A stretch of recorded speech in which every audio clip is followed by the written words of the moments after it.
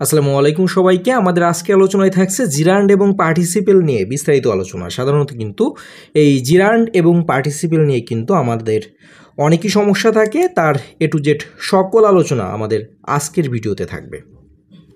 আমরা জানি যে জিরান্ড বলতে কিন্তু বোঝায় যে ভার্ব প্লাস আইএনজি যদি নাউনের মতো কাজ করে তাহলে সেটা হয়ে যাবে জিরান্ড। অন্যদিকে আমরা সচরাচর যেটা জানি যে ভার্ব প্লাস আইএনজি যদি অ্যাডজেক্টিভের মতো কাজ করে সেটা কি হয়ে যাবে, পার্টিসিপেল হয়ে যাবে বা প্রেজেন্ট পার্টিসিপেল হয়ে যাবে। এটা কিন্তু নর্মাল সংজ্ঞা, কিন্তু পার্থক্য এরপরে রয়েছে যেটা হচ্ছে আমাদের আসলে বোঝার বিষয়।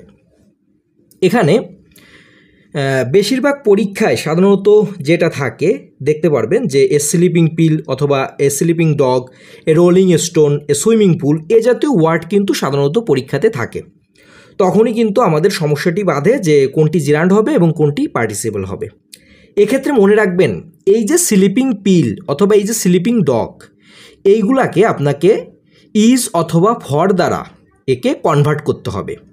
এ স্লিপিং পিল একে যদি আপনি ফর দ্বারা কনভার্ট করে মেলাতে পারেন, যেমন a pill for sleeping, a pill for sleeping, তাহলে কিন্তু অর্থ আসে যে পিল হচ্ছে কিসের জন্য, ঘুমানোর জন্য। এ পিল ফর স্লিপিং অর্থ আসে, যদি ফর দিয়ে ট্রান্সফার করলে অর্থ আসে সেটি হয়ে যাবে কিন্তু জিরান্ড। অন্যদিকে একে যদি আপনি ইজ দিয়ে কনভার্ট করেন, যেমন এ পিল ইজ স্লিপিং, পিল কি নিজে কখনো ঘুমায় না, পিল কী করে, অন্যকে ঘুমাতে সাহায্য করে, অর্থ কিন্তু আসে না, অর্থাৎ ইজ দ্বারা অর্থ আসতেছে না।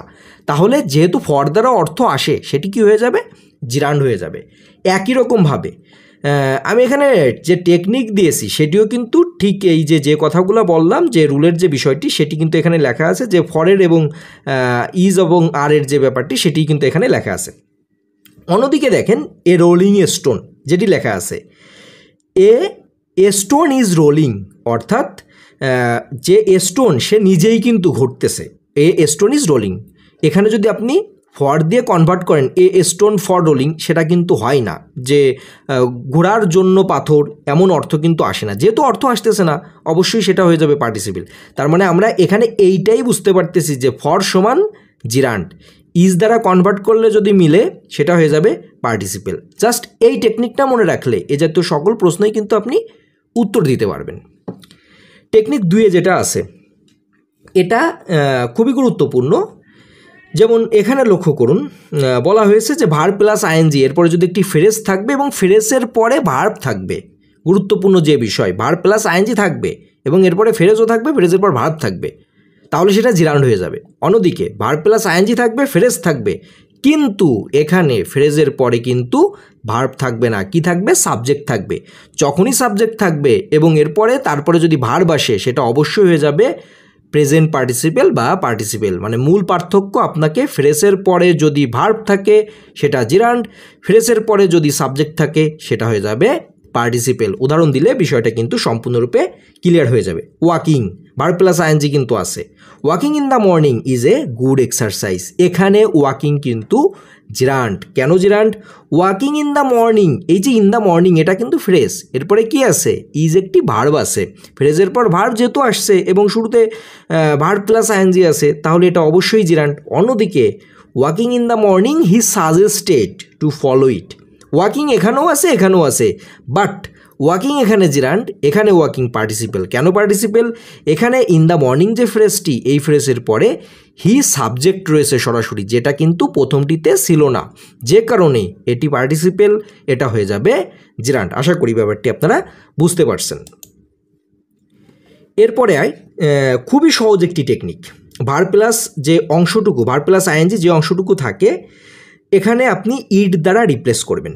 অর্থাৎ এ জাতীয় সেন্টেন্স যেমন আই এনজয় প্লেইং, এই একটি সেন্টেন্স, আই এনজয় প্লেইং, এখানে প্লেইং যে অংশটুকু সেটি কিন্তু ভার্ব প্লাস আইএনজি, এই অংশটিকে আপনি ইট দ্বারা যদি রিপ্লেস করে অর্থ পান সেটা জিরান্ড হয়ে যাবে।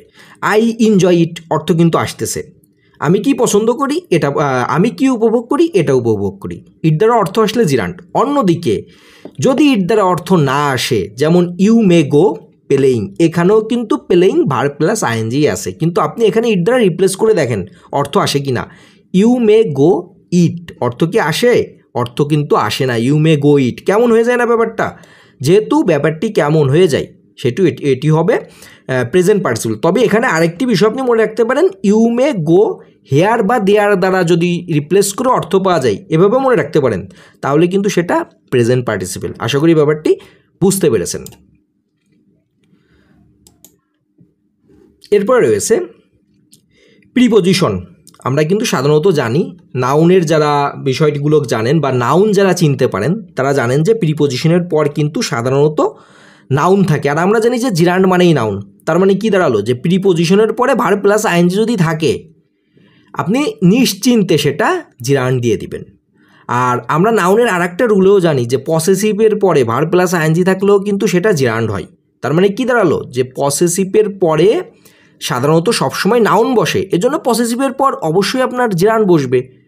উদাহরণ দিলে ব্যাপারটি ক্লিয়ার হবে। যেমন I am fond of writing, preposition আছে এবং প্রিপোজিশনের পরে ভার্ব প্লাস আইএনজি আছে, চোখ বন্ধ করে এটা আপনি জিরান্ড দাগিয়ে দিবেন। আই লাইক হিজ রাইটিং, এখানেও আই লাইকের পর কি আছে, পসেসিভ আছে। আমরা জানি হি, হিম, হিজ। এই যে কেজের যে ফর্মটা আছে, objective case, subjective case, possessive case, অনেকেই আমরা এটা জানি। অর্থাৎ পসেসিভ হিজ থাকার জন্য এরপরে যদি ভার্ব প্লাস আইএনজি আসে সেটি অবশ্যই হয়ে যাবে জিরান্ড। একই রুল, একই রকম। দেখুন এখানে আছে যে বিষয়টি, এখানে আছে যে বিষয়টি, যে object plus verb plus ING, এটা হলে প্রেজেন্ট পার্টিসিপল হবে বা পার্টিসিপল হবে। তার মানে কি দাঁড়ালো, অবজেক্ট যদি থাকে বা অবজেক্টিভ প্রোনাউন যদি থাকে সাবজেক্টের শেষে, এখানে খেয়াল করে দেখতে পাবেন আই শ হিম রাইটিং। অনেকে ভাবতে পারেন যে আই শ হিম রাইটিং বা এখানে বলছে যে আই লাইক হিজ রাইটিং, দুইটা তো একই রকম মনে হচ্ছে, তার মানে কিন্তু দুইটাই মনে হয় জিরান্ড বা দুইটাই পার্টিসিপল, এমন কিন্তু মনে হতে পারে, কিন্তু আদৌ কিন্তু এমনটি না। কেন না, আই লাইক হিজ রাইটিং যখন ছিল সেখানে হিজ কিন্তু পসেসিভ ছিল, পসেসিভের পরে আমরা জানি সবসময় জিরান্ড বসে। অন্যদিকে আই শ হিম রাইটিং, এখানে হিম কিন্তু পসেসিভ না, হিম হচ্ছে কি অবজেক্টিভ, এবং অবজেক্টিভ ফর্মের পরেই সবসময় কিন্তু পার্টিসিপেল বসবে। আরেকটি উদাহরণ রয়েছে এখানে, আই রিকোয়েস্ট রহিম রাইটিং, এখানেও কিন্তু এটা অবজেক্ট, এবং অবজেক্টের পরে যদি ভার্ব প্লাস আইএনজি আসে সেটা কি হয়ে যাবে, পার্টিসিপেল আসবে। তাহলে পরিষ্কার বলা যায় যে প্রিপোজিশন পসেসিভের পরে জিরান্ড বসে এবং অবজেক্টের পরে বা অবজেক্টিভ ফর্মের পরে সেটা কিন্তু পার্টিসিপেল বসে। এরপরে রয়েছে ভার্ব প্লাস আইএনজি যুক্ত অংশটি কাজের নাম বোঝালে সেটি জিরান্ড হবে। অর্থাৎ মাই হবি ইজ টিচিং, এখানে দেখুন যে কথা বলছে বিভার্বের পর ভার্ব প্লাস আইএনজি আছে। বিভার্ব কোনটা আমরা জানি যে অ্যাম, ইজ, আর, ওয়াজ, ওয়ার, এগুলোকে সাধারণত বিভার্ব বলে আমরা সচরাচর এটা জানি। এবং এই যে বিভার্বগুলো, এগুলোর পর যদি সরাসরি কোনো কাজের নাম বোঝায় সেটা অবশ্যই হয়ে যাবে টিচিং। এটা আপনারা এমনিই বুঝতে পারবেন যে এটি একটি কাজের নাম, যে কারণে এটি হয়ে যাবে জিরান্ড। অন্যদিকে এই বিভার্বের পরে যদি ভার্ব প্লাস আইএনজি যুক্ত অংশটি দ্বারা কোনো কাজ চলতেছে বোঝায়, এটা একটা অ্যাকচুয়ালি কোনো রুল না, এটা হচ্ছে একটা গ্রামাটিক্যাল যে ব্যাপার সেইটাই আসলে। উদাহরণ দিলে বুঝতে পারবেন, যেমন I am teaching my student, এখানে আই অ্যাম টিচিং, এই টিচিংয়ে কিন্তু ভার্ব আই অ্যাম টিচিং, এবং এটা হচ্ছে প্রেজেন্ট কন্টিনিউয়াস টেন্স, এবং আমরা জানি প্রেজেন্ট কন্টিনিউয়াস টেন্সের যে ভার্বের সাথে আইএনজি যোগ হয় এটা কিন্তু পার্টিসিপেল হয়ে যায়। এজন্য এটা কিন্তু I am teaching my students, এটা অবশ্যই হয়ে যাবে পার্টিসিপেল। এটা তেমন কোনো রুল না, এটা জাস্ট দেখানোর জন্য আমি দিছি যে দুইটার যে পার্থক্য সেই পার্থক্যটা জাস্ট বোঝানোর জন্য, এটা তেমন কোনো ব্যাপার কিন্তু এখানে নেই। এরপর রয়েছে আরেকটি বিষয়, যে সাবজেক্টটিকে কে কি দিয়ে প্রশ্ন করলে যদি উত্তর পান, এটা বলার অপেক্ষা রাখে না, সেই ইটের মতোই। শুরুতে আমি যে রুলটা আসলে বলছিলাম যে ইট দ্বারা রিপ্লেস করলে উত্তর পাওয়া যায়, সেই রুলের মতোই তারপর অনেকে এই টেকনিক ব্যবহার করে, সেজন্যই আমি দিয়েছি যে কে কি অথবা কাকে দ্বারা যদি আপনি প্রশ্ন করে উত্তর পান কে কি কাকে, তাহলে সেটি জিরান্ড হয়ে যাবে, না পাওয়া গেলে সেটা পার্টিসিপেল হয়ে যাবে।